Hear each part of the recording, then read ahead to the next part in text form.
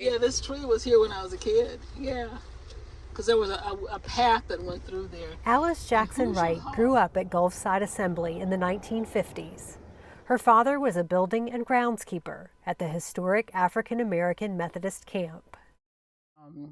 As a child, we had the run of the place. In the summer, there were lots of activities. We'd see the Boy Scouts and the Girl Scouts come and go. In the summertime, visitors stayed in wooden cottages. Church buses full of people would come to picnic and go to the beach. Because it really was the only place on the Gulf of Mexico where Black people were welcome. There was only property owned by Blacks on the Gulf of Mexico. Since its founding in 1923, generations of Methodists made memories here. In 1969, Hurricane Camille destroyed 26 buildings. Only 4 remained. United Methodists pitched in to rebuild.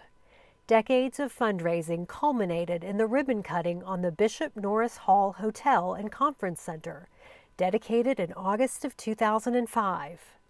3 weeks later, Hurricane Katrina wiped out all of Gulfside Assembly. We raised the building, celebrated. 20 days later, it was gone. So God must have a better plan for this place. 20 years after Katrina, Gulfside has an open-air prayer chapel dedicated in 2016, which is used for community activities, meetings, and weddings. And the nonprofit Gulfside Association was formed to continue the legacy of Gulfside through community projects serving families and youth. And the question that I get asked from everyone is, when is Gulfside going to rebuild? Of course, that rebuild cannot look like it did when Katrina struck, because everything has changed.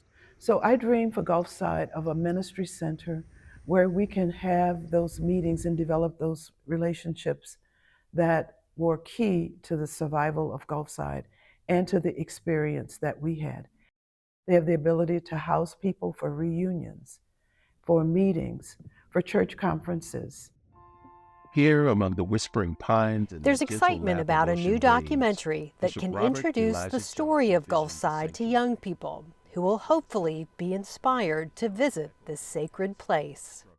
If people go on there and they've never been there before, they will tell you there's something different, something that moves them when they go there. Even though those buildings are gone, I don't know if it's the residue of all the people and joy that was there at one time, but I've lived all over the United States and I've never encountered another place like Gulfside.